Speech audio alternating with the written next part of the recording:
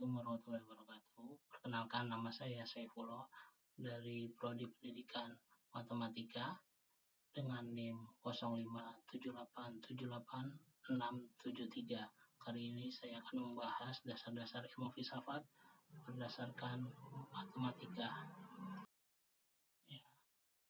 Ilmu pasti membutuhkan fondasi yang kuat. Ya, filsafat bukan sekedar teori abstrak, melainkan struktur dasar yang memberikan batasan, metode, dan nilai bagi setiap disiplin ilmu. Tanpa fondasi ini, ilmu pengetahuan kehilangan arah dan standar kebenarannya. 3 pilar utama filsafat ilmu yaitu ontologi, menentukan apa yang dikaji, dicari tahu, dan wujud realitasnya. Kemudian epistemologi, menentukan metode atau cara mendapatkan pengetahuan yang benar. Yang ketiga adalah aksiologi, menentukan etika, estetika, dan manfaat ilmu tersebut. Lanjut. Ontologi. Ya, ontologi secara sederhananya adalah ilmu mendasar yang menjawab pertanyaan tentang objek secara ilmiah, menetapkan batasan-batasan pasti dalam setiap disiplin ilmu tersebut. Kemudian ontologi dalam matematika, yaitu ada objek abstrak, yaitu keberadaannya murni dalam pemikiran dan logika, contohnya bilangan real, matriks, dan vektor.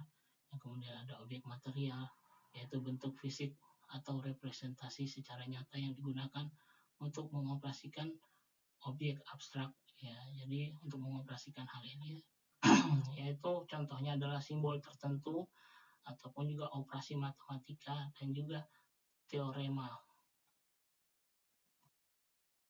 Kemudian pilar kedua yaitu epistemologi. Epistemologi adalah cara kita mendapatkan pengetahuan, dan yang paling penting adalah bagaimana kita menguji kebenaran pengetahuan tersebut secara absolut.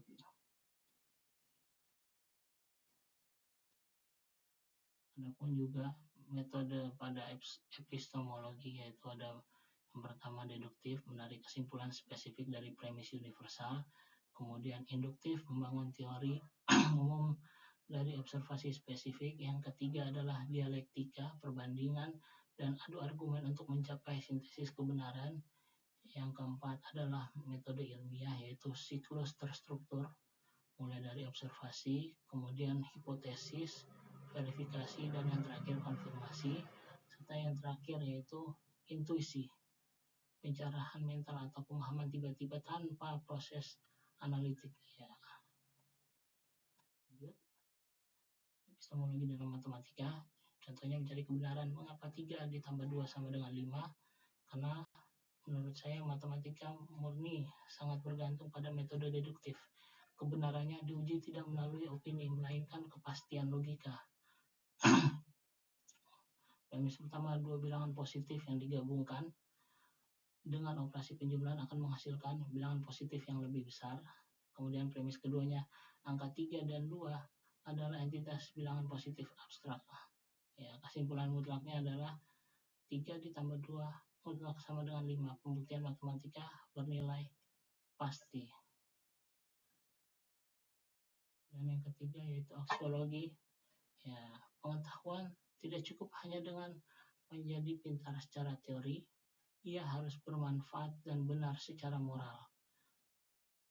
Dan aksiologi terbagi menjadi 2 unsur, yaitu ada etika, yaitu moralitas atau nilai kebaikan, dan yang kedua estetika, nilai keindahan atau seni. Aksiologi dalam matematika, etika, kebaikan, dan moralitas maksudnya apa? Ya, di situ kita diminta untuk menghitung dengan benar sesuai data objektif yang membutuhkan kejujuran akademis, kedisiplinan yang ketat, dan kecermatan tingkat tinggi. Kalau salah hanya dalam minus ataupun juga operasi bilangan, maka hasilnya akan salah. Ya. Kemudian estetika, keindahan, maksudnya apa? Dalam matematika itu banyak keindahan, salah satunya adalah menemukan harmoni dalam pola bilangan Fibonacci, ada segitiga Pascal, dan keindahan tertinggi dalam matematika adalah penyederhanaan rumus yang panjang menjadi bentuk yang singkat dan elegan. Dan yang terakhir yaitu apa sih pengaruh 3 elemen tersebut? Ya, ketiga pilar Ini merupakan elemen dasar yang saling mengikat. Apa yang dipelajari itu ada di ontologi, cara mempelajarinya ada di epistemologi, dan manfaat dari hasil belajar tersebut ada di aksiologi. Bersatu memberikan fondasi mutlak bagi setiap ilmu pengetahuan. Terima kasih.